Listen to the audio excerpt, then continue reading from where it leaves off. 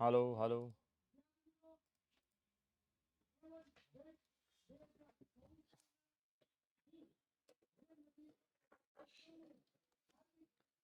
નમસ્કાર નમસ્કાર નમસ્કાર વિદ્યાર્થી મિત્રો, સ્વાગત છે આપ સૌનું વિદ્યાકુલની A1 બેચની અંદર.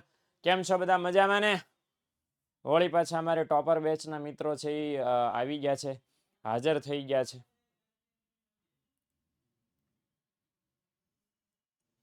સ્વાગત છે આપ સૌનું વિદ્યાકુલની A1 બેચમાં, રિવિઝન બેચમાં. આજે આપણે રિવિઝન કરવાના છે પહેલા ચેપ્ટરનું, અને મારો પ્રયત્ન રહેશે કે પહેલા ચેપ્ટરના તમામે તમામ મુદ્દાઓ નું રિવિઝન હું તમારા સુધી કરાવી શકું, અને એવા મુદ્દાઓનું ખાસ રિવિઝન કરાવી શકું કે જે પરીક્ષામાં પૂછાઈ શકે એવા સૌથી વધારે અગત્યના છે, હે ને? એટલે મને આશા છે કે ત્યાં સુધીમાં તમે પહેલી વસ્તુ કહી દઉં, રિવિઝન બેચ છે એટલે હું આખું ચેપ્ટર એક લેક્ચરમાં હું કરાવવાનો છું, કારણ કે આપણી પાસે સમય ઓછો અને 11 ચેપ્ટર ટોટલ આપણે કરવાના છે. 11 ચેપ્ટર. 11 ચેપ્ટર જ્યારે આપણે કરશું ત્યારે આપણી પાસે ટાઈમ ઓછો હશે. એટલે પહેલી વસ્તુ ઓકે કે તમને એમ લાગે કે સાહેબ આ ટોપિક મારે ડિટેલમાં ફરીવાર સમજવો છે. હું અત્યારે કહી દઉં છું પહેલા લેક્ચરમાં, એટલે શું છે કે તમને ખ્યાલ આવી જાય કે આપણે કઈ રીતે રિવિઝન કરવાના છે. ઓકે, એટલે શું છે કે તમે રિવિઝન વ્યવસ્થિત કરો તો તમને ખોટું મારા તરફથી કોઈ તકલીફ ન થાય, મને તમારા તરફથી કોઈ તકલીફ ન થાય, અને આપણે બહુ સરસ મજાનું કામ કરી શકીએ, બરાબર ને, એકબીજા સાથે. અને એટલા માટે આ કાંઈ હું તમને સરસ મજાનું કહેવાનો છું. એક જ મિનિટ મિત્રો.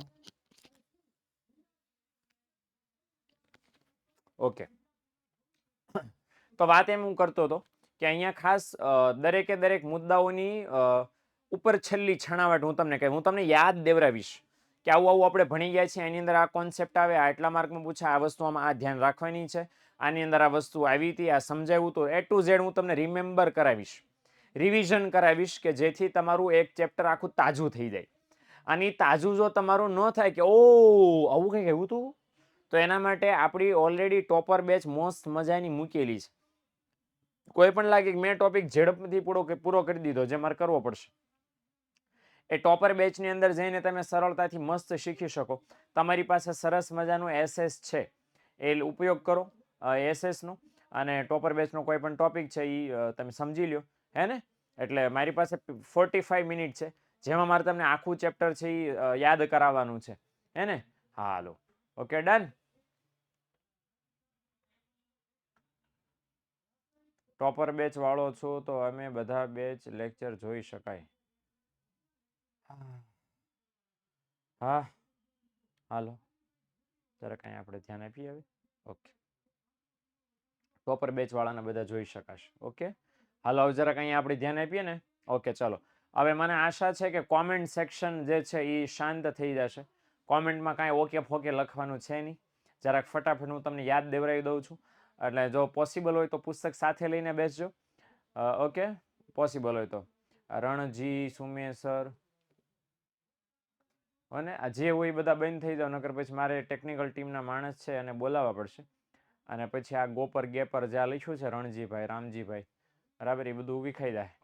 એટલે બંધ થઈ જાઓ, એકદમ શાંતિ, કોમેન્ટમાં કાંઈ ન જોઈએ મારે. ઓકે, ચાલો. તો સૌથી પહેલું લખ્યું છે પ્રસ્તાવનામાં કે ભાઈ અર્થશાસ્ત્રમાં માહિતી છે કોના માટે છે, તો કે ભાઈ રાજ્ય, બેંકો અને આંતરરાષ્ટ્રીય સંસ્થાઓ એ લોકો છે જે માહિતીના આંકડાઓનું સતત અને સતત વિશ્લેષણ કરતા હોય છે. માહિતીનો પ્રોબ્લેમ એ છે આંકડા સ્વરૂપે હોય છે, અને સામાન્ય લોકોને એમાં રસ ન પડે એટલા માટે સરળતાથી આંકડાઓને સમજાવવા માટે, રજૂ કરવા માટે આકૃતિના આલેખનો ઉપયોગ કરવામાં આવે છે. હવે આકૃતિના આલેખમાં આકૃતિ કોને કહેવાય, તો આકૃતિ માટે એક સરસ મજાની માહિતી આપણને અહીં આપવામાં આવી છે. ઓકે, વોટ ઇઝ ધીસ આકૃતિ? ઓકે, તો આકૃતિ માટે અહીં આપણને કહેવામાં આવ્યું છે કે આકૃતિની વ્યાખ્યા શું છે, બહુ સરસ મજાની છે. ઓકે, કે અવલોકિત સ્પષ્ટ માહિતીનું ચિત્ર દ્વારા પ્રતિનિધિત્વ એને શું કહેવાય? આકૃતિ. હવે કેવી માહિતી હોય, તો અવલોકિત સ્પષ્ટ માહિતી હોય અને એને તમે કઈ દ્વારા રજૂ કરો, ચિત્ર દ્વારા રજૂ કરો, તો એને આકૃતિ કહેવાય છે. આકૃતિની વિશેષતાઓ ખાસ છે કે આકૃતિ દોરવા માટે આંકડાશાસ્ત્રનું વિશેષ જ્ઞાન જરૂરી નથી, બરાબર ને? આ યાદ રાખજો, MCQમાં પૂછાય એવો સવાલ છે. ઓલરેડી જ્યારે ટોપર બેચમાં આપણે ભણ્યા ત્યારે કીધું હતું કે કેવા પ્રકારની માહિતી માટે આકૃતિ દોરવામાં આવે છે. અસતત પ્રકારના વિતરણ માટે કે અસતત પ્રકારની માહિતી માટે આકૃતિ છે ખાસ દોરવામાં આવે છે. આકૃતિ દોરવા માટે ગ્રાફ પેપર, આલેખનું પેપર આવે ને જરૂરી નથી. આકૃતિ દોરવા માટે બીજું શું નહીં જરૂરી, તો કે સ્કેલ માપ જરૂરી નથી, હે ને? અને આકૃતિનો ઉપયોગ કોણ કોણ કરે છે? તો વિજ્ઞાપન એટલે જાહેરાત કરતી કંપનીઓ, લોકોને આકર્ષવા, સરકાર લોકોને માહિતી આપે, અને સામાજિક સંસ્થાઓ સમાજમાં જાગૃતિ ફેલાવવા માટે કરે છે. યાદ રાખજો, આકૃતિના આલેખનો તફાવત પૂછે તો એક બાજુ આ બધા મુદ્દા લખવાના છે, અને બીજી બાજુ હમણાં હું તમને સમજાવું છું આલેખ, એના આ બધા મુદ્દા લખવાના છે. ઓકે, તો આલેખ કોને કહેવાય? તો અવલોકિત અસ્પષ્ટ, કેવી? અસ્પષ્ટ માહિતીનું ચિત્ર દ્વારા પ્રતિનિધિત્વ કરો એને શું કે આલેખ. ઓલામાં સ્પષ્ટ માહિતી હતી, આમાં અસ્પષ્ટ માહિતી છે, બસ આટલો ડિફરન્સ છે. આલેખ દોરવા માટે આંકડાશાસ્ત્ર વિષય જ્ઞાન જરૂરી છે, અને આ પણ એમસીક્યુમાં પૂછાઈ શકે, એટલે આ ધ્યાન રાખજો. કેવા પ્રકારની માહિતી માટે આલેખ દોરવામાં આવે? તો કે સતત પ્રકારના આવૃત્તિ વિતરણ માટે આલેખ છે દોરવામાં આવે છે. આલેખ દોરવા માટે ગ્રાફ પેપર છે, એ ગ્રાફ પેપરનો ઉપયોગ કેવો છે? જરૂરી છે, એના વગર ન દોરાય. અચ્છા, ઓલામાં સ્કેલ માપ જરૂરી નહોતું આકૃતિમાં, આમાં સ્કેલ મેપ જરૂરી છે. કોણ વાપરે આલેખ? તો શૈક્ષણિક સંસ્થાઓ, સંશોધન કરનારી સંસ્થાઓ છે, એ આલેખનો ઉપયોગ કરે છે. ડન. તો કેટલા મુદ્દા થયા? 3 ને 2 5 ને 1 6. 6 મુદ્દા આલેખના અને 6 મુદ્દા આકૃતિના. બે બાજુ સરખાવશો, ઓકે, તો કામ થઈ જશે. ઓકે, હાલો. ત્યાર પછી છે અસતત આવૃત્તિ અને સતત આવૃત્તિ. આનું ઉદાહરણ છે ને ચોપડીમાં ઓલરેડી આપ્યું છે કે ભાઈ વર્ગ વગરની માહિતી હોય. ઓકે, હું તમને ફટાફટ જરા કહી દઉં. ઓકે, હું તમને ધારો વર્ષ આપ્યું 1990, 1991, 1992, 1993. ઓકે, તો આ જે છે બરાબર, હું પછી ઉત્પાદન લખી નાખું છું અહીંયા. ઉત્પાદન 20, 12, 18, 80 વગેરે વગેરે. અને અસતત, સોરી, આ સતત આવૃત્તિનું ઉદાહરણ છે તમારે લખવું હોય તો સતત આવૃત્તિ કેવી હોય? તો કે બાળકોની ઉંમર. ઓકે, બચ્ચા પાટીની ઉંમર 0 થી 10, 10 થી 20, 20 થી 30, અને 30 થી બાળકોને લોકોની ઉંમર, કારણ કે બાળકો 40 વર્ષના ન હોય ને. ઓકે, બાળકો 40 વર્ષના ન હોય એટલે હું ખાલી ઉંમર હતું એ બરાબર હતું. વિશાલ અવલોકિત એટલે જોયેલી, બરાબર ને? વિશ્લેષણ કરેલી અને જોયેલી અવલોકિત કહેવાય. ઓકે, હવે અહીંયા છે હું લખી નાખું બીમારી અથવા તો જન્મ બીમારી લખી નાખું. કેટલા જણા બીમાર પડે છે? ઓકે, તો 2, 3, 4 અને 5. ઓકે, તો આવું મેં એકદમ લખી નાખ્યું છે ઝડપથી. હવે અહીંયા જોઈ લો કે આ કેવી માહિતી કહેવાય? અસતત, વર્ગ વગરની. સમજણ પડી? અને આ કેવી માહિતી કહેવાય? વર્ગવાળી. એટલે ઇન શોર્ટ આ બરાબર પરીક્ષામાં પૂછે 2 માર્ક્સમાં કદાચ કે સતત અને અસતત આવૃત્તિનું ઉદાહરણ આપો, તો આવી રીતે તમે ફટાફટ આપી શકો. ઓકે, હાલો. ત્યાર પછી શું મહત્વ છે આકૃતિક આલેખનું? કેટલા માર્ક્સમાં પૂછાય એવો સવાલ છે? 3 માર્ક્સમાં. ઓકે, તો શું મહત્વ છે? સૌથી પહેલો મોટો ફાયદો શું થાય કે અર્થશાસ્ત્રનો અભ્યાસ જે અઘરો નટપટો છે એ સહેલો બની જાય, સરળ બની જાય. બીજું કે તમે બહુ ઝાઝી માહિતી, બહુ વધારે વર્ષોની માહિતી એક જ આકૃતિ કે આલેખ ઉપર તમે સહેલાઈથી સમજી શકો. મોટો ફાયદો શું થાય કે અલગ અલગ એટલા બધા ઝાઝા વર્ષો હોય, એ ઝાઝા વર્ષોની માહિતી તમે એક જ આકૃતિક આલેખ ઉપર મેળવી શકો, સમજી શકો. અલગ અલગ ક્ષેત્રોમાં થતા ફેરફાર જાણી શકાય. કયા 3 ક્ષેત્રો છે? ખેતી, ઉદ્યોગ, સેવા. 3 ક્ષેત્રો છે. એ ખેતી, ઉદ્યોગ, સેવામાં શું શું ફેરફાર થયા રાષ્ટ્રીય આવક, રોજગારીમાં, એ તમે આલેખ આકૃતિની મદદથી જાણી શકો.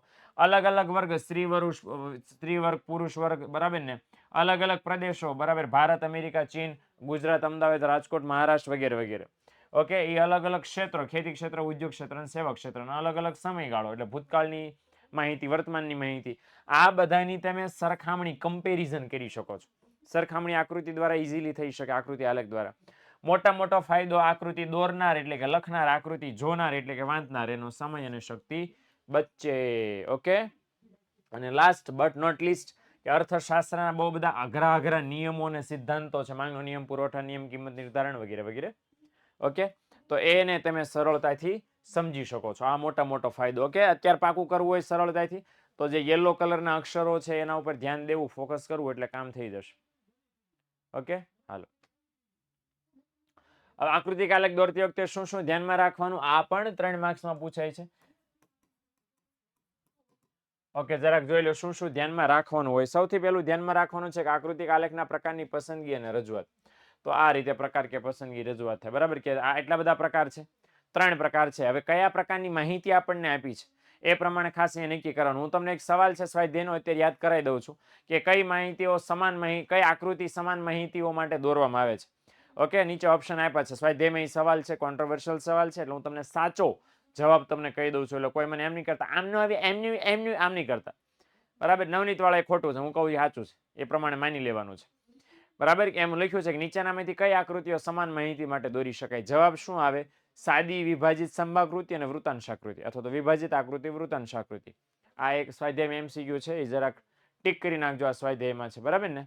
હાલો, તો મતલબ કહેવાનો મતલબ એ છે કે ભાઈ એક સ્વતંત્ર ચલ એક પરતંત્ર ચલ હોય તો સાદી સંભાકૃતિ દોરી શકાય. એક સ્વતંત્ર ચલ બે પરતંત્ર ચલ હોય તો પાસપાસીની દોરી શકાય. કેવી માહિતી આપી છે એના આધારે આકૃતિ આલેખના પ્રકારની પસંદગી કરવી જોઈએ. બીજું આપણને કીધું છે સ્પષ્ટતા. ભાઈ સ્પષ્ટતા શેની?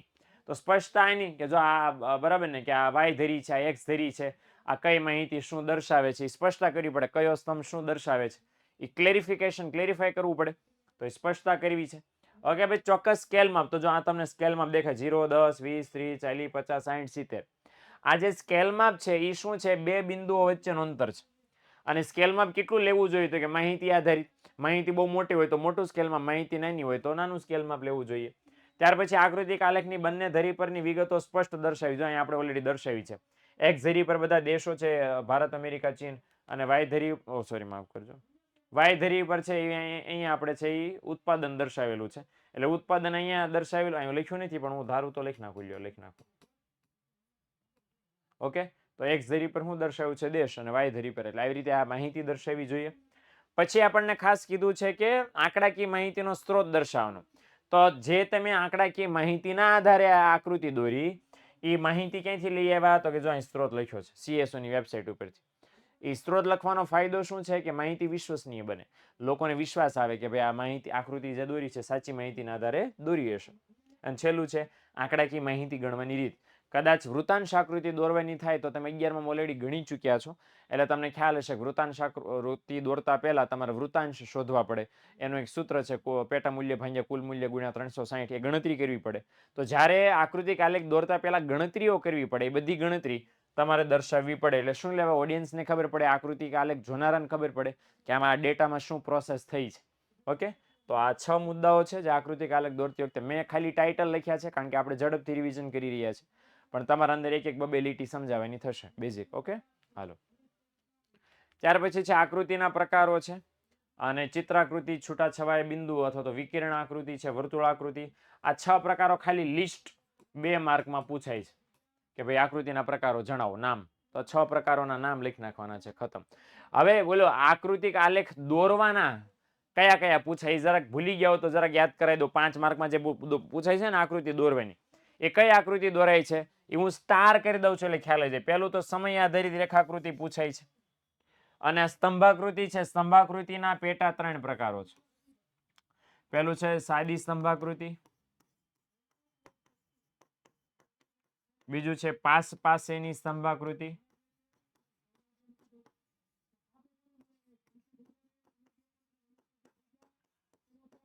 અને ત્રીજું છે વિભાજિત સ્તંભાકૃતિ.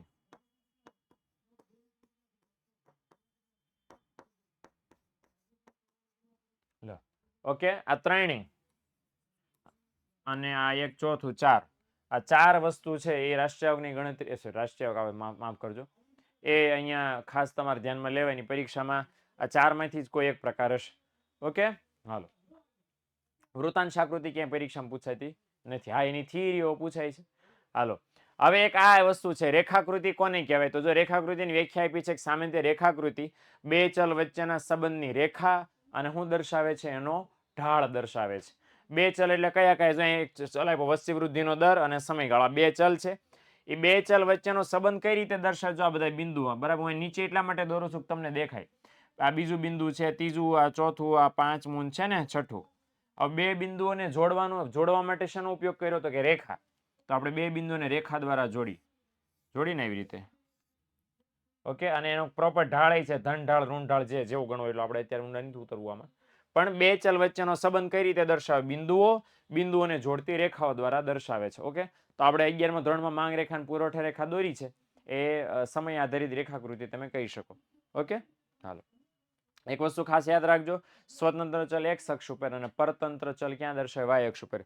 સ્વતંત્ર ચલ છે આ સમયગાળો, દેશ, વર્ષ, માસ, બધા સ્વતંત્ર ચલ કહેવાય.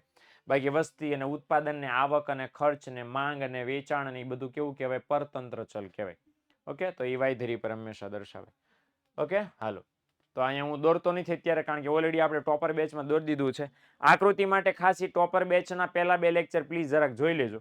ઓકે, કારણ કે એમાં બહુ વાર લાગે છે, બહુ બધી ડિટેલ છે.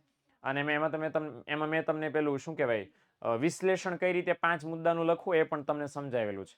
ઓકે, અને જો પોસિબલ હશે તો ટોપર બેચની જે મારી પાસે પીપીટી પડી છે, આવતીકાલે અથવા તો પરમ દિવસે હું એન્શ્યોર કરીશ કે તમને મળી જાય, અને એ આખી એક કમ્બાઈન કરીને તમને આની અંદર મૂકી દેશો. એટલે શું છે કે તમે એકસાથે રિવાઇઝ કરી શકો એ બધો ડેટા જે આપણે કામ કર્યું છે, બરાબર ને? એટલે શું છે કે તમને જૂનું એકસાથે આખા ચેપ્ટરની, એટલે તમને વાંધો ન આવે. ડન? ઓકે, ચાલો. સ્તંભાકૃતિ અને એના પ્રકારો આપણે જોઈએ. તો સ્તંભાકૃતિ કોઈ એક ચલના મૂલ્યની વિવિધ વિભાગો વચ્ચેની વહેંચણી દર્શાવે છે. દાખલા તરીકે જુદા જુદા સમયે દેશમાં સાક્ષરતાનું પ્રમાણ. ઓકે, તો આ આપણે કામ નથી કરવાનું. આપણે સ્તંભાકૃતિના 3 પ્રકારો છે એ આપણે ખાસ એક જોઈ લઈએ, બરાબર ને? આ તમને દેખાય છે કેવી આકૃતિ કહેવાય? સ્તંભાકૃતિ. ઓકે, તો સાદી સ્તંભાકૃતિમાં શું અહીંયા આપણને કીધું છે કે સાદી સ્તંભાકૃતિ કોઈ એક આધાર ઉપર, જેમ કે પ્રદેશ કે સમયગાળો, એના ઉપર પોતાની માહિતી દર્શાવે છે. ઓકે, તો જ્યારે સ્વતંત્ર ચલ એક, પરતંત્ર ચલ એક એક આપ્યો હોય ત્યારે શું દોરવામાં આવે છે? સાદી સ્તંભાકૃતિ દોરે. ઓકે, અને પાસની સ્તંભાકૃતિ ક્યારે દોરે? તો કે આધાર એક જ આપ્યો હોય, પણ જે ચલ આપ્યો છે વાય ધરી પર, જેને આપણે દોરવાનો છે, એના એક કરતા વધુ વર્ગો માટેનું મૂલ્ય આપ્યું હોય, બરાબર ને? આ શું છે? પાસની સ્તંભાકૃતિનો વ્યાખ્યા અર્થ જે કયો છે કે આધાર એક, બરાબર, અને આધાર એટલે એક્સ અક્ષ ઉપર જે સ્વતંત્ર ચલ દર્શાવો એ એક જ આપ્યો હોય, પણ ઓલા પરતંત્ર ચલ એક કરતા વધારે આપ્યો. જો હું તમને દર્શાવી દઉં, જો અહીંયા આ આધાર છે, વર્ષ છે, એને શું કહેવાય? આધાર. આ આધાર એક જ આપ્યો છે, પણ આ જે ચલ આપ્યો, ચલનું નામ શું છે? જાતિ પ્રમાણ. અને કેટલા વર્ગો આપ્યા છે? 2 વર્ગ આપ્યા છે, ભારત નામનો વર્ગ, ગુજરાત નામનો વર્ગ, અને એના આપણને મૂલ્યો આપ્યા છે. આવી જ્યારે રકમ આપી હોય ત્યારે કઈ આકૃતિ દોરાય? પાસની સ્તંભાકૃતિ, એવું અહીંયા આપણને કહેવામાં આવ્યું છે. અને જેટલા સ્તંભ દોરો બધાને અલગ અલગ ડિઝાઇન પાડવાની. તમે જોઈ લો, 1961માં 2 માહિતી હતી, 1961માં બાજુ 2 થાંભલા દોર્યા છે, એવી રીતે બધામાં કર્યા છે. ઓકે, હાલો, તો આ રીતે પાસની સ્તંભાકૃતિ છે. વિભાજિત સ્તંભાકૃતિ છે, એની વ્યાખ્યા છે સ્તંભના મૂલ્યને 1 થી વધારે પેટા વિભાગોમાં વહેંચી દો, બરાબર ને? તો વિભાજિત સ્તંભાકૃતિ કહેવાય. દાખલા તરીકે અહીં લો, થાંભલાના 2 ભાગ પડ્યા, અહીંયા 2 ભાગ પડ્યા, અહીં 2 ભાગ પડ્યા ને, તો ટોટલ વેલ્યુ 115 હતી, અહીંયા ટોટલ વેલ્યુ 170 હતી, સોરી 70 હતી, ટોટલ વેલ્યુ 100 હતી ને? તો આ જે વેલ્યુ હતી એટલી, એમાંથી આપણે સ્તંભના ભાગ પડ્યા. કેમ? તો કે માહિતીના આધારે. માહિતીમાં ભાગ લખ્યા હતા, માહિતીમાં 2 ભાગ લખ્યા હતા, ગ્રામ્ય અને શહેરી, તો આપણે થાંભલાના 2 ભાગ પાડી દીધા. ઓકે, ટોટલ કુલ, તો કુલ જેટલું હોય ને એટલો તો થાંભલાની ઊંચાઈ હોય. ઓકે, તો એ પ્રમાણે અહીંયા છે. હાલો, અહીંયા બધે બસ ખાલી આ જે 3 પ્રકાર હતા ને એમાં ખાલી આકૃતિ જ પાકી કરવા, સોરી આકૃતિ આવડે, માફ કરજો, વ્યાખ્યા જ પાકી કરવાની છે. મોસ્ટ ઓફ એ પણ તમને કીધું બોર્ડની પરીક્ષામાં સાદી સ્તંભાકૃતિ કા પાસની કા સમય આધારિત રેખાકૃતિ પૂછાય છે. વિભાજિત પૂછાઈ જાય તો તમારા ભાગ, લગભગ કોઈ દિવસ આ પૂછાતી નથી, પૂછાય તો તમારા ભાગ.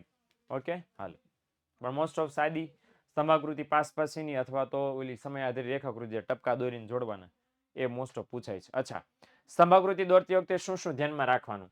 સૌથી પહેલું એ કે જેટલા સ્તંભ દોરો બધાની પહોળાઈ કેવી રાખવાની? સરખી, કારણ કે પહોળાઈ કોઈ મૂલ્ય દર્શાવતી નથી. બીજું કે સ્તંભની લંબાઈ કે ઊંચાઈ છે એ કોને અનુરૂપ હોવી જોઈએ? માહિતીને, એટલે કે ચલના મૂલ્યને અનુરૂપ હોવી જોઈએ. કે જે તમે થાંભલા ઊંચા કરો છો, લાંબા કરો છો, એ માહિતીના આધારે હોવા જોઈએ. બીજું કે 2 સ્તંભ વચ્ચેનો ગાળો, ગાળોનો મતલબ શું થાય? અંતર. 2 થાંભલા વચ્ચેની જગ્યા કેવી હોવી જોઈએ? સરખી. અને એટલી જ જગ્યા ઉગમ બિંદુ, એટલે માની લો કે વાય અક્ષ છે, અહીંયા ઉગમ બિંદુ છે, માની લો પહેલા અહીંયા છે ત્યાં એટલી જગ્યા રાખી, તો પછી બીજા સ્તંભ વચ્ચે એટલી જ જગ્યા રાખવાની, ત્રીજા સ્તંભ વચ્ચે એટલી જ જગ્યા રાખવાની, બધા વચ્ચે કેવી જગ્યા રાખવાની? સરખી. કોઈ સ્તંભ વચ્ચે વધારે ને કોઈ સ્તંભ વચ્ચે ઓછી, એમ ચાલે નહીં. ઓકે, બીજું લખ્યું છે કે બધા સ્તંભો કઈ ધરી પર દોરાય? એક્સ અક્ષ ઉપર. એટલે આપણે થાંભલા આમ જ ઊંચા કરીએ ને એને એક્સ ધરી પર દોર્યા કહેવાય. આમ તમે આડા દોરો એને વાય અક્ષ પર દોર્યા કહેવાય. ઓકે, હવે જો લખ્યું છે એક્સ ધરી પર સ્તંભ દોરો અને એના ઉપર જે પરિબળ દર્શાવે એને શું કહેવાય છે? આધાર. આ આધારની વ્યાખ્યા આપી છે, 1 માર્કમાં પૂછાય, યાદ રાખજો કે આધાર કોને કહેવાય. ઓકે, તો જે પરિબળને તમે એક્સ અક્ષ ઉપર દર્શાવો છો, બરાબર ને, એ પરિબળને શું કહેવાય? આધાર. ઓકે, વર્તુળાકૃતિનો આવતી જ નથી પ્રિન્સ, વર્તુળાકૃતિ નથી આવતી આપણા સિલેબસમાં, ખાલી નામ જ છે. ઓકે, હવે અત્યારે આજના કમ્પ્યુટરમાં કેવું થયું છે કે ઊભાને બદલે કેવા સ્તંભ દોરવાની પદ્ધતિ પ્રચલિત થઈ છે? આડા. પણ આપણે ઊભા જ દોરવાના છો, આપણે આડા ફાડા નહીં દોરવાના. અને છેલ્લી માહિતી કે દરેક સ્તંભ જે માહિતી જે રીતે ક્રમમાં આપી છે એ જ ક્રમમાં દોરવાની હોય છે. ઓકે, એટલે પહેલી માહિતી માટે પહેલો થાંભલો, બીજી માહિતી માટે બીજો થાંભલો, એવી રીતે દોરવાનું હોય છે. તો આટલી વિગતો છે જે સ્તંભાકૃતિ દોરતી વખતે, માફ કરજો રાષ્ટ્રીય બોલું છું, કારણ કે જે હમણાં 11માં રાષ્ટ્રીય ભણાવીને આવ્યો છું એટલે એ મગજમાં ચકડી ચાલે છે. ઓકે, પણ આકૃતિ કે સ્તંભાકૃતિ દોરો ત્યારે આટલી વિગતો ધ્યાનમાં રાખવી જોઈએ. અચ્છા, બીજું શું આપણે ધ્યાનમાં લેવાનું છે? વૃતાંશ આકૃતિ ધ્યાનમાં લેવાની છે. વૃતાંશ આકૃતિમાં આ વ્યાખ્યા અગત્યની છે, જે અંડરલાઈન કરો ને કામનું છે એવું સમજજો. ઓકે, વૃતાંશનો મતલબ શું થાય? વર્તુળનો અંશ, અંશ એટલે ભાગ, વર્તુળનો ભાગ એને વૃતાંશ આકૃતિ કહેવાય. અને વૃતાંશ આકૃતિની વ્યાખ્યા આપી છે કે એક વર્તુળને સમષ્ટિ એટલે ટોટલ કુલ માહિતી માની લો. એક આખું વર્તુળ દોરો એને કુલ માહિતી માની લો, અને પછી જેટલા માહિતીના વિભાગ આપ્યા એ માહિતીના વિભાગને વર્તુળના ભાગ પાડીને દર્શાવો, ત્યારે કેવી આકૃતિ બને? વૃતાંશ આકૃતિ બને. દાખલા તરીકે જો અહીંયા ક્યાં ગયું? હા, તો ઓકે, એ કામનું નથી કે ગણતરી ફણતરી, બસ ખાલી સમજાવવા માટે દેખાડું કે આખું વર્તુળ હોય એને સમષ્ટિ કુલ માહિતી માની લેવામાં આવે, અને માહિતીના કેટલા વિભાગ આપ્યા છે? 1 2 3 4 5, બરાબર ને? 5 વિભાગ આપ્યા છે, તો વર્તુળના પણ કેટલા ભાગ અહીંયા પાડ્યા છે? 5. 1 2 3 4 5 છે ને? તો જે પ્રમાણે માહિતી આપી હોય એ પ્રમાણે વર્તુળના ભાગ પાડીને તેમ દર્શાવો તો વૃતાંશ આકૃતિ બને. અચ્છા, આ યાદ ન રહે તો આ પણ એક વ્યાખ્યા છે. કુલ માહિતીના પેટા વિભાગને વર્તુળના અંશના, વર્તુળના અંશના એટલે વર્તુળના ભાગના પ્રમાણમાં દોરવામાં આવે તો એને કેવી આકૃતિ કહેવાય? વૃતાંશ આકૃતિ કહેવાય. હમણાં મેં તમને ઓલું MCQ વાળું કીધું હતું ને, જો એ જવાબ આવી ગયો અહીંયા. ઓકે, કે જે માહિતી માટે વિભાજિત સ્તંભાકૃતિ દોરવામાં આવે છે એવી જ માહિતી માટે વૃતાંશ આકૃતિ દોરવામાં આવે છે. મેં નથી લખ્યો, ચોપડી વાળા લખ્યું. મતલબ એમ થયો કે વિભાજિત સ્તંભાકૃતિ અને વૃતાંશ આકૃતિ બંને એક જ સરખી માહિતી માટે દોરાય. ખબર પડ્યો? આકૃતિ નહીં કરવાની પ્રિન્સ, વૃતાંશ આકૃતિ નહીં કરવાની. Okay, done. એટલે હા, PDF મળશે લેક્ચર પૂરો થયા પછી. ડન, સમજ પડી ગઈ? ઓકે, હવે બીજો વસ્તુ ખાસ અહીંયા ધ્યાનમાં રાખજો, વૃતાંશ શોધવાની રીતનું સૂત્ર 1 માર્કમાં પૂછાય છે, એટલે યાદ રાખજો. બરાબર, શું સૂત્ર છે અહીંયા? કે પેટા મૂલ્ય ભાગ્યા કુલ મૂલ્ય ગુણ્યા 360 ગુણ્યા 100 નહીં કરતા, નકર ખોટું પડશે બધું. ઓકે, આ ઉદાહરણ છે. હાલો, દોરતી વખતે શું શું બાબતો ધ્યાનમાં રાખવાની 2 માર્ક્સમાં પૂછાય છે? પહેલી બાબત, વર્તુળના કેટલા વૃતાંશ હોય? 360, એન કરતા વધવો જોઈએ નહીં. બીજું કે તમે જેટલા વૃતાંશ ગણતરી કરીને શોધો અને પછી બધાનો સરવાળો કરો તો સરવાળો કેટલો થવો જોઈએ? 360. શા માટે? કારણ કે વર્તુળનું વૃતાંશ ટોટલ 360 હોય. નંબર 3 આવું કીધું છે કે જ્યારે તમારે બે માહિતી માટે બાજુમાં બે વૃતાંશ આકૃતિ દોરવાની હોય ત્યારે શું કીધું કે બંને માહિતીનું જે કુલ મૂલ્ય છે એના આધારે વર્તુળ દોરવાનું. એટલે કહેવા શું માંગે છે કે જો કોઈ મોટા આંકડાવાળી માહિતી હોય તો એના માટે મોટું વર્તુળ દોરવાનું, નાના આંકડાવાળી માહિતી હોય તેના માટે નાનું વર્તુળ દોરવાનું. એટલે બે માહિતી હોય, એકનો ટોટલ 100 થતો હોય બીજાનો ટોટલ 500 થતો હોય, તો જેનો ટોટલ 100 થાય છે એનું ચકડું નાનું, જેનો ટોટલ 500 થાય એનું ચકડું મોટું, એમ દોરવાની હોય. આપણે કોઈ દી બે બાજુ આપણે તો વૃતાંશ આકૃતિ જ દોરવાની નથી. ઓકે, પણ જ્યારે દોરવાની કહે તો આટલા મુદ્દા ધ્યાનમાં રાખવાના. 2 માર્ક્સમાં પૂછાય તો આટલું લખવાનું એટલે કામ ખતમ, જેટલું તમને દેખાય છે એટલું. ઓકે, હાલો, હવે આલેખના પ્રકારો જોઈ લો. યાદ રાખજો કે આમાં બહુ બધા ભલભલા પીખાઈ દે છે કે સાહેબ આલેખના પ્રકારો કેટલો કયો ને. ઓકે, એક મિનિટ, પાછું. હા, તો આલેખના પ્રકારો કેટલા છે? તો સાદું, સ્પષ્ટ, સીધું, સરળ. આલેખના મુખ્ય 3 પ્રકારો છે. કેટલા? 3. તો જો હું કહી દઉં કયા કયા. આ પહેલો પ્રકાર, આ બીજો પ્રકાર, આ ત્રીજો પ્રકાર. થઈ ગયા 3. તો આ શું છે? સ્તંભાલેખ આવૃત્તિ બહુકોણ, આવૃત્તિ વક્ર, સંચય બહુકોણ. સતત આવૃત્તિ વિતરણના પ્રકારો છે. સતત આવૃત્તિ વિતરણ વાળા આલેખના પ્રકારો છે. આ પણ શક્યતા છે કે 2 માર્ક્સમાં પૂછાય. Okay, done. હાલો, હવે ટેકનોલોજી વાળી વાત કરી લઈએ. ખાસ ટેકનોલોજી વાળી વાત ખાસ કરી લઈએ અહીંયા કે સામાન્ય જીવનમાં આપણે ટેકનોલોજીનો ઉપયોગ ક્યાં ક્યાં કરીએ છીએ? તો કે આ બધા કામ માટે ઓનલાઈન પેમેન્ટ્સ કરવા માટે આપણે ટેકનોલોજીનો ઉપયોગ કરીએ છીએ. ઓકે, ત્યાર પછી ક્યાં કરીએ છીએ? તો કે શોપિંગ કરવા માટે, સોશિયલ મીડિયા વાપરવા માટે. એ તો તમને ખબર જ હશે. ખબર છે ને? જો લોગાઈ મૂકી દીધા છે એટલે તમને ન ખબર હોય એવું મને લાગતું નથી કે ન ખબર હોય. આ તો તમે શીખવાડતા હશો. મેં પણ જો આમાં આવું આવે, જો આમાં આવું આવે, આવું આવે. સ્તંભાલેખ અને સ્તંભાકૃતિમાં શું ફરક છે? બેન, આલેખનો ફરક છે. સ્તંભાકૃતિ છે એમાં બરાબર ને, ઓલું આવૃત્તિ વિતરણ છે વર્ગ વગરનું આવે. સ્તંભાલેખ એમાં આવૃત્તિ વિતરણ વર્ગ વાળું આવે. તો જ્યારે વર્ગ વાળી માહિતી હોય તો સ્તંભાલેખ દોરવાનો આવે. વર્ગ વગરની માહિતી હોય તો સ્તંભાકૃતિ દોરવાની હોય. આપણે કિસ્સામાં આપણને વર્ગ વગરની માહિતી મળવાની છે એટલે આપણે દોરવાની થશે સ્તંભાકૃતિ. નિધિબેન ડન. સ્તંભાલેખ દોરતા હતા 11મા ધોરણમાં. આપણે અહીંયા માત્ર સ્તંભાકૃતિ દોરવાની છે અને આપણે હમણાં જ ભણ્યા હતા કે ભાઈ આ આકૃતિ હોય એમાં કયા પ્રકારની માહિતી હોય? અસતત વર્ગ વગરની. ઓકે, તો પછી સ્તંભાકૃતિ હોય. હાલો, વર્ગ ન હોય એટલે આકૃતિ, વર્ગ હોય એટલે આલેખ. એમ યાદ રાખજો. તો આ બધા પ્રકારો છે. પ્રકારોની માફ કરજો. ઉપયોગો છે ટેકનોલોજીના. કઈ ટેકનોલોજી મેન્શન નથી કર્યું. એ મોબાઈલ, ઇન્ટરનેટ, કમ્પ્યુટર, લેપટોપ કાંઈ પણ હોઈ શકે. ટેકનોલોજીનો ઉપયોગ કરીને તમે આટલા બધા કામ કરી શકો છો સરળતાથી, અને એના કારણે આપણું જીવન સરળ બને છે. આપણે રોજબરોજના વ્યવહારો ઝડપથી કરી શકીએ છીએ. તો અર્થશાસ્ત્ર વિષયનો અભ્યાસ કરવો હોય તો 3 પ્રકારની ટેકનોલોજી આપણને કામમાં આવે છે. પહેલી છે કમ્પ્યુટર, બીજું છે ઇન્ટરનેટ અને ત્રીજું છે કોમ્પેક્ટ ડિસ્ક, ડેટા સીડી પણ આપણે જેને કહીએ છીએ. યાદ રાખજો, ચોપડીમાં કોમ્પેક્ટ ડિસ્ક એવું લખ્યું છે, આપણે ડેટા સીડી લખી નાખવાનું છે. ઓકે, ઘણીવાર એવી રીતે પૂછે છે કે ડેટા સીડી પર નોંધ લખો, તો આપણે શું કરશું? હે ને? એટલે એટલા માટે અત્યારથી જ લખી નાખવાનું કે ડેટા સીડી. એટલે 3 છે, 3 વિશે આપણે જાણકારી મેળવી. હવે આ કમ્પ્યુટર ટેકનોલોજી છે. ઓકે, તો કમ્પ્યુટર ટેકનોલોજી શું છે? એના 5 ઉપયોગો આપણને આપ્યા છે. આમાંથી કોઈ પણ, દાખલા તરીકે પ્રેઝન્ટેશન, એક્સેલ શીટ, બરાબર ને, એ 3 માર્ક્સમાં પૂછાઈ શકે એવા છે. આકૃતિના આલેખ દોરવાનો પ્રોગ્રામ 2 માર્ક્સમાં, આ 2 માર્ક્સમાં પૂછાય એવા છે. એટલે જરાક આપણે 5 જોઈ લઈએ. તો અહીં કીધું છે કે અર્થશાસ્ત્રની એવી અઘરી અને અટપટી બાબતો હોય એને અલગ અલગ સ્લાઇડ દ્વારા સરળ અને આકર્ષક રીતે તમે છે એ અહીંયા રજૂ કરી શકો છો. બીજું અહીં ઉદાહરણ આપ્યું છે. દાખલા તરીકે તમારે અંદાજપત્ર નામની કોઈ વિગત છે અને અંદાજપત્ર છે એ તમારે સરળતાથી સમજાવવું છે, તો તમે અર્થશાસ્ત્રમાં અંદાજપત્રમાં પહેલી સ્લાઇડમાં અર્થ લઈ જાઓ, બીજી સ્લાઇડમાં અંદાજપત્રના ખાતા લઈ જાઓ, ત્રીજી સ્લાઇડમાં આપણા દેશનું અંદાજપત્ર તમે નમૂનો દેખાડી શકો કેવું બનાવે છે ભારત સરકાર. ઓકે, એટલે ઇન શોર્ટ આવી રીતે કોઈ અઘરી અને અટપટી માહિતી હોય એને આકર્ષક અને સરળતાથી રજૂ કરવી હોય તો પાવર પોઈન્ટ પ્રેઝન્ટેશન નામનો સોફ્ટવેર આપણને ઉપયોગી બને છે, જેથી તમે સરળતાથી આકર્ષક રીતે માહિતી છે એ રજૂ કરી શકો છો. ઓકે, બીજું છે એક્સેલ વર્કશીટ.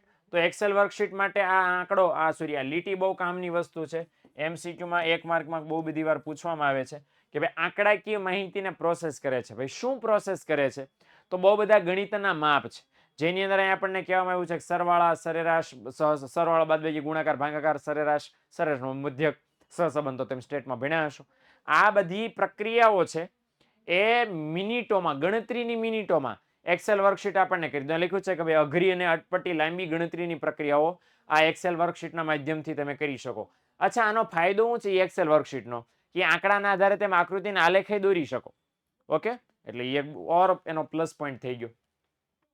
હાલો, ત્યાર પછી જો લખ્યું છે કે આંકડાકીય માહિતીને કમ્પ્યુટરના પ્રોગ્રામ દ્વારા સરળતાથી તમે રજૂ કરી શકો. બરાબર, એ આનું જ લખ્યું છે, બરાબર ને, કે ભાઈ વર્ડ ફાઇલમાં પુરવઠા રેખા, માંગ રેખા દોરી શકો. એટલે અર્થશાસ્ત્રમાં કોમ્પ્યુટરમાં ઘણા બધા એવા પ્રોગ્રામ્સ આવે છે કે જેનો ઉપયોગ કરીને, દાખલા તરીકે આ વર્ડ થઈ ગયું, બરાબર, પછી જો એક્સેલ નામનો સોફ્ટવેર થઈ ગયું, એમાં આંકડાકીય માહિતી માટે આકૃતિ, આલેખ તમે સચોટ માપ પ્રમાણે દોરી શકો. એટલે સાદી ભાષામાં કમ્પ્યુટરમાં એવા બધા સોફ્ટવેર આવે છે. 2 સોફ્ટવેર તો જો અહીંયા મૂકી દીધા છે, વર્ડ અને એક્સેલ. તો બંનેનો ઉપયોગ કરીને આપેલી માહિતી માટે તમે આકૃતિ કે આલેખ દોરી શકો છો. એ દોરી શકાય. તો દોરવા માટેના પ્રોગ્રામ એ અહીંયા આપણને જોવા મળે છે. હાલો, ત્યાર પછી છે જો લખ્યું છે કે આ માટે પ્રોબ્લેમ ક્યાં છે, મતલબ એક વસ્તુ ખાસ ધ્યાન રાખવી પડે કે આપણી પાસે કયા પ્રકારની માહિતી છે. અચ્છા, આ પ્રકારની માહિતીને આકર્ષક રીતે રજૂ કરવી હોય સાચી રીતે, તો કયા પ્રકારની આકૃતિ જોઈએ? આવી આકૃતિ જોઈતી છે, એ આકૃતિ માટે કઈ ફોર્મ્યુલામાં, કઈ ફોર્મ્યુલા, ઇટ મીન્સ કે કયું સિમ્બોલ વાપરવાનું, કયો સોફ્ટવેર વાપરવાનો, કયા મેનુમાં જવાનું, શું સિલેક્ટ કરવાનું, વગેરે વગેરે, એની જાણકારી આપણને હોવી જોઈએ. જાણકારી ન હોય તો બસ ભોપા જ મારીને પેઇન્ટમાં, બરાબર ને, ડુંગરા દોર્યા કરીએ, રોડ દોર્યા કરીએ, બસ ઈ જ કર્યા કરીએ. હે ને? એટલે ખબર હોવી જોઈએ કયો સોફ્ટવેર વપરાય, કઈ ફોર્મ્યુલા વપરાય, ક્યાં જવાય, શું કરાય, એની જાણકારી આપણને હોવી જોઈએ. અચ્છા, ત્યાર પછી આપણને આપ્યું છે અભ્યાસ સામગ્રી સાચવવા માટે. અભ્યાસ સામગ્રી કઈ રીતે સચવાય? તો પહેલાના પ્રોબ્લેમ હું તો પહેલાના જમાનામાં અભ્યાસની માહિતી સાચવવા માટે લોકો કાગળ ઉપર લખી નાખતા હતા. નોલેજ કાંઈ પણ હોય લખી નાખે કાગળ ઉપર. પુસ્તકોનો ઉપયોગ થતો હતો. હાર્ડ કોપી બહુ જાજી હતી. અને પુસ્તકોનો પ્રોબ્લેમ શું છે કે ભેજ લાગે, ફાટી જાય, ચોરાઈ જાય, ખોવાઈ જાય, ઉધઈ નડે, બરાબર, એ બહુ મોટા પ્રશ્નો છે. અને એટલા માટે કમ્પ્યુટર ટેકનોલોજી વર્તમાન સમયમાં માહિતીને સાચવવા માટે ઉપયોગી છે. કઈ રીતે ઉપયોગી છે સમજો. હાર્ડ ડિસ્ક નામનું સાધન છે આપણી પાસે, પેન ડ્રાઈવ નામનું સાધન છે આપણી પાસે, અને આ બે, બરાબર ને, હાર્ડવેર છે. તમે એમ કહી શકો કે ભાઈ આ જોઈ લો, આ હાર્ડ ડિસ્ક, આ પેન ડ્રાઈવ હોય ને, પેન ડ્રાઈવ તો તમે બધા જોઈ છે. ઓકે, એટલે એમાં પણ તમે માહિતીનો સંગ્રહ લાંબા સમય સુધી કરી શકો, દુનિયાના કોઈ પણ ખૂણે લઈ જઈ શકો. એક ઈમેલ નામનું પણ એક સરસ મજાનું માધ્યમ છે. ઓલમોસ્ટ મને ખ્યાલ છે કે તમે જે ફોન વાપરી રહ્યા છો એમાં ગૂગલ પ્લે હશે જ, અને ગૂગલ પ્લે હશે એમાં તમારું ઈમેલ આઈડી તમે રજીસ્ટર્ડ કર્યું જ હશે. એ ઈમેલ આઈડીની વાત છે. એમાં તમે ડેટા સાચવી શકો, ડોક્યુમેન્ટ એમાં અપલોડ કરી શકો. ગૂગલ ડ્રાઈવ નામનો પણ એક સરસ મજાનો ઓપ્શન છે. ઓકે, જો અહીં આવશે ડ્રોપ બોક્સ ને ગૂગલ ડ્રાઈવ, જો આવ્યું તો આ બધામાં તમે માહિતી અપલોડ કરી શકો અને લાંબા સમય સુધી સાચવી શકો. સિક્યોર સોર્સિસ છે આ બધા. ઓકે, તો તમે આ કામ કરી શકો છો, એનો મોટો ફાયદો છે. હે ને? તો વર્તમાન સમયમાં માહિતીને આવી રીતે સાચવી શકો અને દુનિયાના કોઈ પણ ખૂણે લઈ જઈ અને એનો ઉપયોગ કરી શકો છો, એનો મોટો ફાયદો છે. ઓકે, હાલો. અને ત્યાર પછીનો છેલ્લું છે અન્ય સાધનો. કયા કયા અન્ય સાધનો? તો કે આંકડાશાસ્ત્રના મતલબ આંકડાકીય માહિતીની બરાબર બહુ આમ ગૂંચવણ ભરી ગણતરી કરવા માટે એડવાન્સ સોફ્ટવેર છે, અવેલેબલ છે માર્કેટમાં. એસપીસીસી નહીં, એસપીએસએસ, શાઝામ, ઈવીઓએસએસ અને સાસ. ઓકે, આ બધા સોફ્ટવેરના નામ છે. તો આ બધા સોફ્ટવેર છે, આવી બધી અસંખ્ય માહિતી માટે બહુ આંકડાકીય અસંખ્ય ગણતરીઓ કરે છે. એટલે આ સોફ્ટવેરનો ફાયદો શું છે કે આ સોફ્ટવેર છે એ એમ બહુ મોટા પાયેની આખા ભારત દેશની વસ્તી હોય એની ગણતરી એક સાથે ફટાક દઈને આપણને કરી આપે. ઓકે, તો આ બધા સોફ્ટવેર છે. મારા તમારા કમ્પ્યુટર હેંગ થઈ જાય બરાબર, પણ પ્રોબ્લેમ કી છે, પ્રોબ્લેમ શું છે કે આ બધા સોફ્ટવેર છે ને વિના મૂલ્યે મળતા નથી. બજારમાં બહુ ઊંચી કિંમતે મોંઘા ભાવે મળે છે. અને એટલા માટે કોણ ઉપયોગમાં લે છે? માત્ર ને માત્ર સંશોધન કરનારી સંસ્થાઓ કે સંશોધકો, રિસર્ચર. આ ઈસરો અને PRL નામની લેબોરેટરી છે, physical research lab, IIM, IIT, આ બધી સંશોધન કરતી સંસ્થાઓ છે, અભ્યાસ કરતી, ઉચ્ચ અભ્યાસ કરાવતી સંસ્થાઓ. એ લોકો જ વાપરે. મારે ઈસરો વાપરે, મારે તમારે કામના નથી. ઓકે, જો લખ્યું છે કે ભાઈ ઘણા બધા સોફ્ટવેર એવા છે કે જે ફ્રીમાં વિના મૂલ્યે ઇન્ટરનેટ ઉપર આપણને મળી રહે. કયા કયા? ગ્રેટેલ, PSPP અથવા તો આ બધા સોફ્ટવેર એવા છે કે ફ્રી ઓફ કોસ્ટ આપણને નેટ ઉપરથી મળી રહે. ઓકે, અને અત્યારે એવું છે ઘણા બધા કમ્પ્યુટરના કામ ટેબ્લેટ દ્વારા પણ પોસિબલ છે અને મોબાઈલ દ્વારા પણ પોસિબલ છે.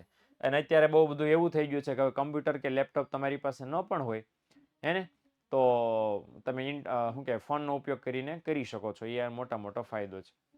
ચિરાગભાઈ કેટલા માર્ક્સમાં પૂછાય? મેં ઓલરેડી કહી ચૂક્યો, આખું 5 માર્કમાં પૂછાઈ શકે. 5 મુદ્દા તો લખી નાખવાના છે. અને આ એકલું 3 માર્ક્સમાં પૂછાય, આ 3 માર્ક્સમાં પૂછી શકાય, પણ આ જે આ 2 માર્કમાં પૂછી શકાય એવું છે. આ રહ્યું આ 2 માર્ક્સમાં પૂછી શકાય એવું છે. ઓકે, આખું હોય તો 5 માર્ક્સમાં. હાલો, કમ્પ્યુટર વાપરો ત્યારે ભય સ્થાન મતલબ શું તમારે ધ્યાન રાખવું પડે હે ને? તો સૌથી પહેલું એક કમ્પ્યુટર શું છે? એક મશીન છે. અભ્યાસ કરવાનું મટીરિયલ નથી, એને કોઈ ઇમોશન લાગણીઓ છે નહીં.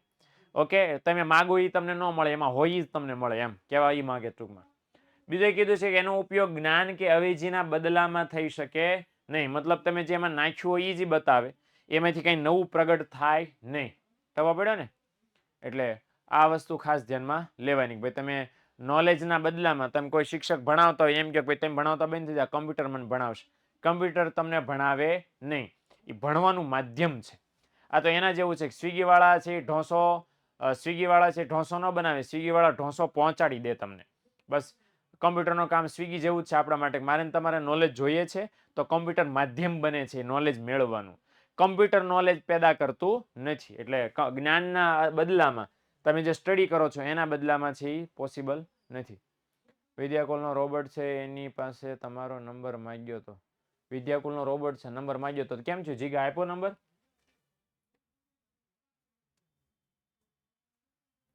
શું છે જિગ્નેશ? નંબર આપ્યો? ન આપ્યો ને? હા, તો જોયું, રોબોટ માટે હું અવેલેબલ નથી, તમારા માટે જ અવેલેબલ છું. રોબોટે હું કીધું? હાઈક નાઈક. હાલો, બીજું આગળ કમ્પ્યુટરના પ્રોગ્રામની જાણકારી ન હોય તો તમે ખોટી આકૃતિ, ખોટો આલેખ છે એ દોરી શકો. કારણ કે તમને સ્વાભાવિક છે કે જો કોઈ સોફ્ટવેર ન આવડતું ને ઘોંકા માર્યા કરો ખોટા તો જે માહિતી જોઈતી છે, જે પરિણામ મેળવવું છે, તમને પરિણામ ન મળે. અચ્છા, એ પણ પ્રોબ્લેમ છે કે મટીરિયલ જે તમે સંશોધન કરીને ડેટા સેવ કર્યો હોય ખોટી જગ્યાએ ડેસ્કટોપ ઉપર સેવ કરી નાખો તો ડિલીટ થવાની શક્યતાઓ છે. ભૂલમાં ડિલીટ થઈ જાય પછી વાર પાછું કાંઈ આવે નહીં, રિસાયકલ બિનમાં વયું જાય તો ખતમ. એટલે ડિલીટ થવાની બીક રહે છે. તો આ બધી બાબતોની જાણકારી ખાસ રાખવી જોઈએ. આ સાવચેતીઓ રાખવી પડે. 2 માર્ક્સમાં પૂછાઈ શકે એવી સાવચેતીઓ. હાલો, ત્યાર પછી છે ઇન્ટરનેટ ટેકનોલોજી. આ ટેકનોલોજી 3 માર્ક્સમાં આખું પૂછાય છે. ઓકે, ઇન્ટરનેટ ટેકનોલોજી કેટલા માર્ક્સમાં પૂછાય? 3 માર્ક્સમાં. આ વસ્તુ ખાસ ધ્યાન રાખજો. ચલો, તેના ઉપયોગો આપ્યા છે આપણને. સૌથી પહેલું ટ્યુટોરિયલ. ટ્યુટોરિયલનો મતલબ શું થાય? માર્ગદર્શિકા. આપણને માર્ગદર્શન આપે. ઇન્ટરનેટ દ્વારા માર્ગદર્શન મળે કે ભાઈ આપણા અર્થશાસ્ત્ર વિષયના બહુ બધા પ્રેઝન્ટેશન, પાવરપોઈન્ટ પીપીટી પડી હોય, વાંચવા લાયક સામગ્રી આ ઓપન એસએસ લિંકમાં મૂકવામાં. ઓપન એસએસ લિંક એટલે શું? કોઈ પણ ખોલી શકે, કોઈ પણ વાંચી શકે, કોઈ પણ ડાઉનલોડ કરી શકે. હવે જ્યારે મટીરિયલ મૂકેલું હોય ઇન્ટરનેટ ઉપર, એ જ્યારે આપણે વાંચીએ ત્યારે આપણને કેવું સિદ્ધ થાય? ટ્યુટોરિયલ જેવું, બરાબર, માર્ગદર્શિકા જેવું. તો ઇન્ટરનેટ ઉપર એવી ઢગલાબંધ માહિતી અવેલેબલ હોય છે. ત્યાર પછી છે ત્વરિત શિક્ષણ કે જાણકારી મેળવવા, મતલબ ઇન્સ્ટન્ટ તમારે કોઈ જાણકારી જોઈતી છે, ગૂગલ કરો મળી જાય ને. પણ ઇન્ટરનેટ ઉપર શું અવેલેબલ છે? નિષ્ણાતના ભાષણ, એ ભાષણના વિડીયો, મતલબ ભાષણમાં લખાણી હોય, કોઈ ભાષણ આપ્યું હોય તો એની લિખિતમાં સ્ક્રિપ્ટ હોય સરસ મજાની, અને ભાષણના વિડીયો પણ અવેલેબલ હોય, બરાબર. કે યુટ્યુબ છે, દાખલા કે આપણા વિદ્યાકુલના વિડીયો અવેલેબલ છે ને, તો એ ઓપન એસએસ લિંકમાં ઘણી બધી સંસ્થાઓ મૂકે છે.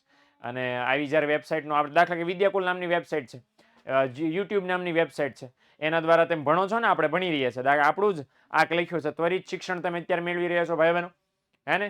તો આપણને વર્ગખંડ જેવું ભણવાનું, બરાબર, અને શીખવાનું છે કમ્પ્યુટર દ્વારા મળી જાય. તો ક્લાસરૂમ થઈ ગયો ઓનલાઈન એક આપણું. જો લખ્યું છે અર્થશાસ્ત્ર અને અન્ય વિષયોમાં વિશ્વવિખ્યાત યુનિવર્સિટીના તજજ્ઞોના વ્યાખ્યાનો અવેલેબલ હોય છે. ભાઈઓ બહેનો, આપણે પણ ગુજરાતના વિખ્યાત શિક્ષકો વિદ્યાકુલમાં લેક્ચર લે છે, બરાબર. તો અહીંયા આપણે અર્થશાસ્ત્રનો અત્યારે લેક્ચર આપણે લઈ રહ્યા છીએ. ઓકે, નંબર 3 છે વાંચવા લાયક સામગ્રી. તો વાંચવા લાયક સામગ્રી બોલે તો જેને વાંચવાનો શોખ છે, હે ને, ઓકે, તો જેને વાંચવાનો શોખ છે એ લોકો માટે ઇન્ટરનેટ ઉપર વિનામૂલ્ય પુસ્તકો છે અવેલેબલ છે. તો તમે વાંચી શકો છો પીડીએફ સ્વરૂપે. બીજું ઉપરાંત ઘણા બધા વિષયના નિષ્ણાતના લેખો, જર્નલો વગેરે પણ વાંચી શકાય. તો કેટલીક જર્નલો ફી ચૂકવીને પણ તમે વાંચી શકો. જર્નલ એટલે શું? મેગેઝિન, સામયિક આપણે જેને કહીએ છીએ, એ પણ વાંચી શકો. અને આ સામગ્રીઓ છે કયા સ્વરૂપમાં હોય? ઈ બુક કે ઈ જર્નલના નામે ઓળખાય. આપણે એને બધા પીડીએફ કરીએ છીએ. જે પીડીએફ તમે ડાઉનલોડ કરો છો, જોવો છો, બરાબર ને, વાંચો છો, એ પીડીએફ ને શું કહેવાય? E book. અને કોઈ મેગેઝિન હોય, ન્યૂઝપેપર હોય, તેને શું કહેવાય? ઈ જર્નલ કહેવાય. ઓકે, તો એના નામે ઓળખવામાં આવે છે. ફ્રીમાં કે પૈસા ચૂકવીને, અમુક ફ્રીમાં મળે આપે છે, અને અમુક પૈસા ચૂકવીને તમે વાંચી શકો. ઓકે, હાલો. ત્યાર પછી નંબર 4 લખ્યું છે કે ભાઈ વિવિધ માહિતી. તો અલગ અલગ પ્રકારની માહિતીઓ તમે મેળવી શકો, જેના માટે તમારે ઇન્ટરનેટ ઉપર સ્પેશિયલ સર્ચ કરવું પડે, બરાબર. કે દાખલા તરીકે તમારે માહિતી જોઈતી કે ભાઈ મારા સુરત શહેરમાં અર્થશાસ્ત્રની ડિગ્રી આપતી હોય એવી કોલેજ કઈ, એ કોલેજમાં કોર્સ કેટલો, ફી કેટલી, યુનિવર્સિટી કઈ, બરાબર ને, મને એડમિશન મળશે કે નહીં મળે વગેરે બધી માહિતી મેળવી શકો. અને કોઈ પણ વિષયની માહિતી સર્ચ કરીને, બરાબર, તો તમે સરળતાથી મેળવી શકો છો. એ એક મોટો ફાયદો છે. અચ્છા, અન્ય માહિતી એટલે ગૌણ માહિતી તમારે ભેગી કરવી હોય, કોઈ રેફરન્સ બુક એટલે તમે અભ્યાસ કરવા બેઠા છો, એને લગતી બીજી કોઈ પણ બુક જોઈતી છે તો એ તમે આમાં મેળવી શકો. અચ્છા, ઘણા બધા ફુગાઓ તમે ભણો છો, ફુગાવાની આપણને 2-3 વ્યાખ્યા એસી લર્નર, બરાબર ને, એપી લર્નર, એસીપી ગુ, કેઇન્સ, બરાબર, આ બધા લોકોએ વ્યાખ્યા આપી છે. જે તમારે બીજી 5-6 વ્યાખ્યાઓ ફુગાવાની જોઈતી હોય તો ઇન્ટરનેટ ઉપર અવેલેબલ છે, મળી જાય. અર્થશાસ્ત્રીઓએ એમણે કોટેશન આપ્યા હોય, મતલબ કોટ કીધા હોય કે ભાઈ economics is a very dangerous science, બરાબર, વગેરે ઘણા બધા. તો એ કોટેશન તમે ઇન્ટરનેટ ઉપર મેળવી શકો. અને છેલ્લું છઠ્ઠું છે, બહુ મોટું છે, આંકડાકીય માહિતી. બરાબર, તો આંકડાકીય માહિતીમાં શું લખવાનું છે કે ભાઈ અર્થશાસ્ત્રમાં અનેક પ્રકારની ગૌણ માહિતી બહુ વપરાય. ગૌણ માહિતી એટલે શું? કોઈએ ભેગી કરી, ઇન્ટરનેટ ઉપર મૂકી અને આપણે છે એ લીધી ઉપયોગમાં, બરાબર ને. તો એ જ રીતે આમ થાય. હવે જો ઘણી બધી માહિતી છે, દાખલા તરીકે સરકાર જે બજેટ બહાર પાડે, બજેટની માહિતી, બેંકની માહિતી, ગરીબીનું પ્રમાણ, રોજગારીનું પ્રમાણ, આ બધી માહિતી નેટ ઉપર આપણને આસાનીથી મળી રહે. પ્રોબ્લેમ ક્યાં છે? બરાબર, કે આ માહિતી ખોટી હોવાના બહુ બધા ચાન્સીસ છે. અને એટલા માટે આ બધી જ માહિતી વિશ્વસનીય અને અધિકૃત સ્ત્રોતો, એટલે વિશ્વસનીય એટલે કેવો કે આપણને વિશ્વાસ હોય કે આ સાચી જગ્યા છે. અધિકૃત એટલે હું ઓફિશિયલ પ્રોપર સંસ્થાની જ માહિતી હોય, તો ત્યાંથી જ એ મેળવી. દાખલા બેંકોની મારે માહિતી જોઈતી છે તો આરબીઆઈની વેબસાઇટમાંથી જ મેળવવાની, બીજે ક્યાંય ફાફા મારવાના નહીં. ઓકે, તો વિશ્વસનીય સ્ત્રોત કોને કહેવાય? એક માર્કમાં ઘણીવાર પૂછાય છે, ધ્યાન આપજો કે વિશ્વસનીય સ્ત્રોત એટલે જે સંસ્થાએ માહિતી નિષ્ણાતોની મદદથી એકઠી કરી હોય અને છાપી હોય, એ સ્ત્રોતને કેવો સ્ત્રોત કહેવાય? વિશ્વસનીય. ભાઈ આરબીઆઈ છે તો પોતે પોતાના નિષ્ણાતો દ્વારા બેંકની માહિતી ભેગી કરે ને પોતે પોતાની વેબસાઇટ ઉપર મૂકે તો વિશ્વસનીય કહેવાય. કારણ કે આરબીઆઈ ખુદ મૂકી છે. પર ચંપક.com, ચંપક બેંક ડેટા .com આવી વેબસાઇટ ઉપર જાઓ તો હેરાન જ થાવ તમે. ઓકે, તો ઉદાહરણ આપ્યું છે વિશ્વસનીય સ્ત્રોત કોને કહેવાય, તો બેંકની માહિતી માટે આરબીઆઈ વિશ્વસનીય સ્ત્રોત કહેવાય, આયાત નિકાસની માહિતી માટે વેપાર મંત્રાલયની વેબસાઇટ વિશ્વસનીય સ્ત્રોત કહેવાય, અંદાજપત્રની માહિતી માટે નાણાં મંત્રાલયની વેબસાઇટ વિશ્વસનીય સ્ત્રોત કહેવાય. ઉપરાંત અન્ય સંસ્થાઓ બહુ બધા ફૂલ ફોર્મ આપ્યા છે, બધાના ફૂલ ફોર્મ પાછળ છે, જોઈ લેજો. Okay, CSO, NSSO, WHO, UNO, CMI, ILO, IMF અને વર્લ્ડ બેંક. વર્લ્ડ બેંકનું ફૂલ ફોર્મ નથી.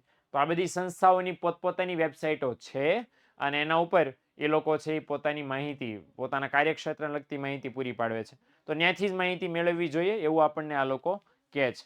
હે ને? હાલો, હવે 3 માર્ક્સમાં પૂછાય તો ઘણા બધાનો પ્રોબ્લેમ છે કે સાહેબ આ આવડો મોટો મુદ્દો લખવાનો, તો જો 5 મુદ્દા તમે લખ્યા છે, છઠ્ઠા મુદ્દામાં તમારે મેક્સિમમ છે આ 2 ખાસ તો લખવાનું. ઓકે, છઠ્ઠા મુદ્દામાં 2 લીટી. જો 3 માર્કમાં આખું બધું પૂછાણું ઇન્ટરનેટ ટેકનોલોજીના ઉપયોગો, તો તમે 5 મુદ્દાની સમજૂતી તો લખશો. છઠ્ઠો મુદ્દો છે, છઠ્ઠો મુદ્દો એટલો બધો મોટો છે, આ છઠ્ઠા મુદ્દા એટલા બધા મોટામાં શું લખવાનું? આ 2 મુદ્દા. ઓકે, જો 3 માર્કમાં પૂછાય તો.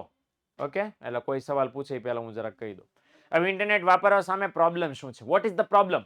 પ્રોબ્લેમ એ છે કે કમ્પ્યુટરની જેમ ઇન્ટરનેટ પણ સાધન છે. શિક્ષક કે આપણું સ્થાન લઈ શકે, આપણે જે વિચારવાની શક્તિ છે, આપણામાં જે લોજિક કરવાની શક્તિ છે, એ આપણું સ્થાન ન લઈ શકે. બરાબર? એટલે ઇન્ટરનેટ ઉપર તેમ કે અમારા સાહેબની જરૂર નહીં, એમ ઇન્ટરનેટ બધું ખોલી લેવું.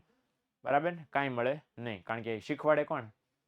હાલો, બીજો પ્રોબ્લેમ કે ઇન્ટરનેટ ઉપર બહુ બધી ખોટી, ભ્રામક કે નકલ કરેલી માહિતી હોય છે.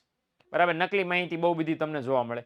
હવે જે માહિતી વાચક કે વિદ્યાર્થીએ કેવું રહેવું જોઈએ દૂર, એવા નકામા માણસો તમને હજારો જણા મળી રહે યુટ્યુબ પર કે ઇન્ટરનેટ ઉપર, ગૂગલ ઉપર, બહુ બધા ઉપર, કે જે તમને ખોટા ખોટા ભરમાવાના કામ કર્યા કરે. એનાથી દૂર રહેવું જોઈએ ને, તો નકલ કરેલી માહિતીથી દૂર રહેવું જોઈએ. મોટી બુદ્ધિ જે આજના જમાનામાં લોકોને બહુ ઓછી છે, કે સાચી માહિતી કઈ, ખોટી માહિતી કઈ, એ અલગ પાડવા તર્ક વાપરવો જોઈએ. તર્ક એટલે બુદ્ધિ ચલાવે નહીં કે આ ખોટી હોઈ શકે, આ સાચી. RBI ની માહિતી છે સાચી હોય, ચંપકબેંકડેટા.com ની માહિતી છે તો ખોટી હોય, બુદ્ધિ ચાલવી જોઈએ. સમજણ પડી ને? ઓપ્શનમાં લખી શકાય. હા, ઓકે. પછી લખ્યું છે કોઈ પણ માહિતી વિશ્વસનીય વેબસાઇટ પરથી જ લેવાની, નહીં તો શું થાય? ગેરમાર્ગે દોરે તો મતલબ માહિતી તમને ખોટી બને બેઝિકલી, બીજું કંઈ થાય નહીં. હાલો, ત્યાર પછી આપણને સરસ આપ્યું છે કોમ્પેક્ટ ડિસ્કનો ઉપયોગ. ઓકે, તો કોમ્પેક્ટ ડિસ્ક ને આપણે ડેટા CD કહીએ છીએ. 3 માર્ક માટે મોસ્ટ ફેવરિટ છે. આ જરાક પાકી કરજો ને કરજો. બરાબર? તો ઘણી બધી સંસ્થાઓ છે, દાખલા તરીકે પ્રયોગશાળા, સંશોધન કેન્દ્ર અને સરકારી સંસ્થા. આ લોકો શું કરે છે? સંશોધન કરે છે. સંશોધન કરીને અર્થતંત્રની માહિતી મેળવે. માહિતી મેળવ્યા પછી એનો અહેવાલ તૈયાર કરે. અને આ અહેવાલનો જે ડેટા છે એને શેમાં સ્ટોર કરે? પેનડ્રાઈવમાં નહીં, હાર્ડ ડિસ્કમાં નહીં, કમ્પ્યુટરમાં નહીં, શેમાં સ્ટોર કરે? આવી CD માં સ્ટોર કરે. અને જ્યારે ડેટા એ CD માં સ્ટોર થાય એટલે એને શું કહેવાય? Data CD. બીજું કાંઈ આમાં નવું નથી. હવે આ લોકો છે ડેટા CD બનાવે અને બનાવ્યા પછી બજારમાં વેચવા માટે મૂકે. કોણ ખરીદે? તો કે શૈક્ષણિક સંસ્થાઓ, સંશોધન કરનારી સંસ્થાઓ ખરીદે. શું લેવા ખરીદે? અભ્યાસ કરવા અને સંશોધન કરવા માટે, ભણવા અને સંશોધન કરવા માટે કરે. ઘણી બધી ડેટા CDઓ અવેલેબલ છે. દાખલા કે રાષ્ટ્રીય આવકની ગણતરીની CSO નામની સંસ્થા, CSO નામની સંસ્થા છે, રાષ્ટ્રીય આવક ગણે છે, અને એ CSO નામની સંસ્થા એ રીતે ડેટા CD બહાર પાડે છે.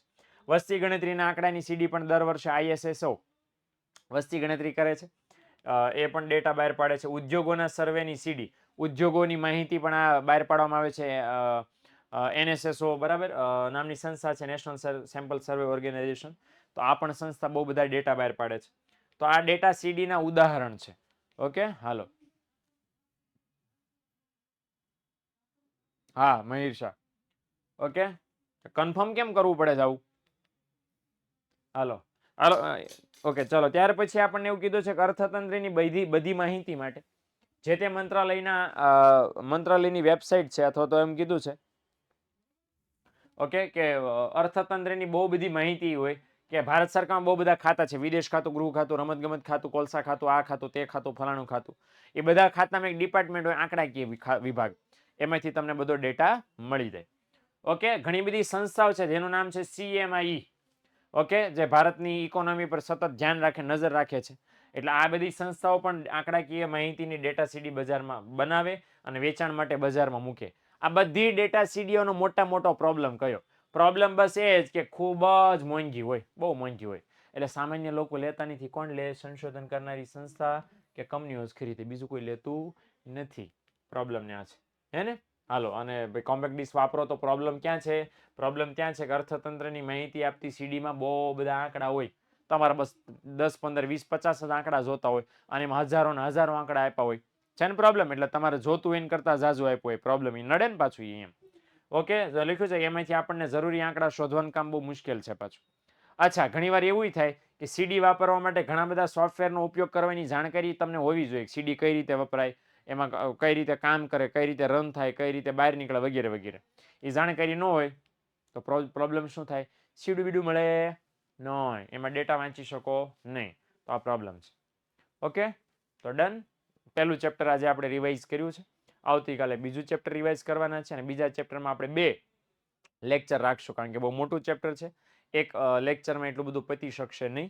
પોસિબલ હશે તો 2 લેક્ચરમાં આપણે ખેંચીને કરશું, બરાબર ને? કારણ કે દોડાવવું છે પણ આ ઉડાડવું નથી, બરાબર ને? કે તમને આમ આમ આમ જોયા કરો અને હું ધમધમાઈ નાખું, એવું નથી કરવું આપણે. Okay, done.